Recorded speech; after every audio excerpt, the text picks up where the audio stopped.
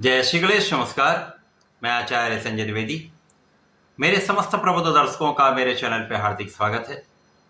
प्रिय दर्शकों, आज मैं शनिदेव के नक्षत्र परिवर्तन प्रभाव को लेकर आपके सम्मुख उपस्थित हूँ। शनिदेव 3 अक्टूबर को नक्षत्र परिवर्तन करके राहु के नक्षत्र में प्रवेश कर चुके हैं। राहु के नक्षत्र में प्रवेश से ही, क्योंकि राहु आकस्मिकता के कारक है,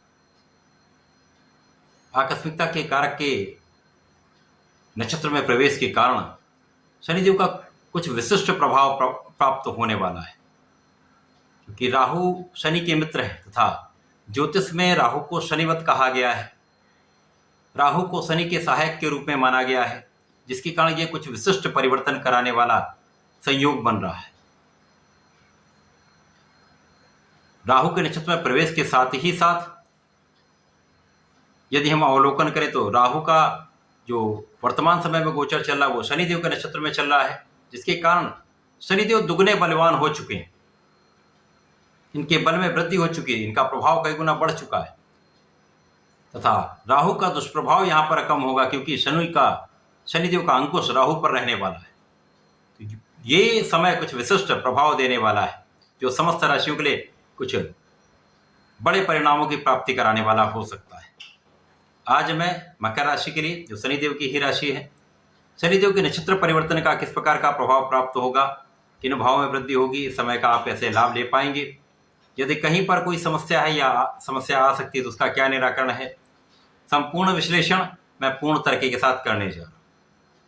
प्रिय दर्शकों, इस राशिफल को आप अपने जन्म लग्न के अनुसार तथा राशि के अनुसार देख सकते हैं। प्रिय दर्शकों, शनिदेव 9 ग्रहों में सर्वाधिक लंबी अवधि के ग्रह हैं, जिनका भ्रमण काल 30 वर्षों का होता है। इसी प्रकार से इनका किसी राशि में गोचर काल 2.5 वर्षों का होता है। वर्तमान समय में शनिदेव वक्री अवस्था में है। 15 नवंबर से ये मार्गी होंगे। इनका वक्री काल भी एक लंबी अवधि के लिए था। अब ये नक्षत्र परिवर्तन कर चुके हैं। शतभिषा नक्षत्र में, राहु के नक्षत्र में भी ये 27 दिसंबर तक रहने वाले। मकर राशि के लिए लग्न तथा धन भाव के स्वामी शनिदेव हैं। यहाँ पर राहु का तृतीय भाव में गोचर चल रहा है, तो निश्चित रूप से ये तीनों भाव प्रबल हो जाएंगे। इस समय में आपकी लग्न अत्यंत प्रबल रहने वाली है। जब लग्न बलवान होती है तो समस्याएं कम से कम होती हैं, लाभ अधिक प्राप्त होते हैं। तो इस समय में निश्चित रूप से शारीरिक स्वास्थ्य अच्छा रहने वाला है, मानसिक बल आपका बढ़ेगा, आपकी क्षमता में वृद्धि होगी, आपका प्रभाव बढ़ेगा। लेकिन आपको आलस्य का भाव त्याग करना होगा। इस समय में यदि आप परिश्रम कर लेते हैं, अपना संपूर्ण प्रयास कर लेते हैं, तो ये समय आपके लिए अत्यंत अनुकूल है, क्योंकि राहु वैसे भी तृतीय भाव में बहुत अच्छा फल देते हैं। तो यहाँ पर राहु शनिवत होकर आपके भाग्य को बढ़ाने वाले, जो भाग्य का अवरोध था पहले, वो दूर होगा। भाग्य की प्रबलता से कई कार्य आपको बन सकते हैं। अचानक ही कई कार्यों में प्रगति आ जाएगी।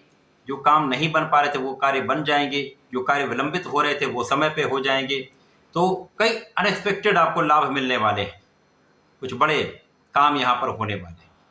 इस समय में निश्चित रूप से धन का भाव प्रबल होगा, धन की प्रबलता प्राप्त होगी, पारिवारिक संपत्ति से आपको लाभ मिलेगा, परिवार का संपूर्ण सहयोग मिलेगा। परंतु आपको वाणी भी संयमित रखनी होगी, बहुत सोच विचार कर आपको बात करना होगा, परिवार के बीच में सामंजस्य रखना होगा, जिससे इन सभी का लाभ आपको प्राप्त हो सके। जीवन साथी के साथ सामंजस्य बनाकर रखना होगा, जीवन साथी के साथ आपसी प्रेम के साथ रहें, क्लेश को दूर करिए तथा साझेदारी में भी इसी प्रकार से आपको सामंजस्य बनाकर एक कोऑर्डिनेशन के साथ आपको चलना होगा, जिससे आप उसका संपूर्ण लाभ ले पाएं। परंतु इस समय में आपकी संपूर्ण सुरक्षा हो रही, आपकी संपूर्ण रक्षा हो रही, आपका आध्यात्मिक भाव प्रबल होगा, पूजा पाठ में आपका मन लगेगा, आपके विशेष ज्ञान में वृद्धि हो जाएगी। ये समय आपके लिए अत्यंत विशिष्ट रहने वाला है, जब आपका विशेष ज्ञान आपके लिए आपके कार्य क्षेत्र में विशेष रूप से लाभकारी सिद्ध हो रहा है। इस समय आपके सुख साधनों का भाव प्रबल होगा, सुख संसाधन आपके पास आ सकते हैं। सुख साधनों में वृद्धि से आपका धन, ऐश्वर्य, वैभव, समस्त भाव यहाँ पर प्रबल हो रहा है। लोगों का संपूर्ण सहयोग आपको प्राप्त होगा। आपकी कार्य क्षमता, आपका सामर्थ्य आपके कार्य क्षेत्र में आपको आगे बढ़ाने वाला है। यहाँ पर जो आपके कार्य क्षेत्र के अवरोध थे वो कम हो जाएंगे। आप उसका लाभ प्राप्त होने लगेगा। कार्य क्षेत्र में, आपकी नौकरी में, आपके व्यापार में, आपके प्रोफेशन में, सभी क्षेत्रों में लोगों का संपूर्ण सहयोग आपको प्राप्त होगा, जिससे आपके इनकम का भाव अत्यंत प्रबल हो रहा है। जब आप कार्य क्षेत्र में सफल होते हैं, कार्य क्षेत्र में आप लाभ लेते हैं, तभी आपकी इनकम बढ़ती। तो यहाँ पर आपका धन भाव भी प्रबल हो रहा है, यहाँ पर आपके लाभ के स्रोत भी बन रहे हैं, लाभ के कई स्रोत बनेंगे, जिससे धन का विशेष अर्जन आप करने वाले, प्राप्ति करने वाले। यहाँ पर माता पिता के स्वास्थ्य में कुछ समस्या हो सकती है, यहाँ आपको थोड़ा ध्यान देना होगा, परंतु उनके सुख साधन में भी वृद्धि का योग है, उनके सुखों में भी वृद्धि का संपूर्ण योग दिख रहा है।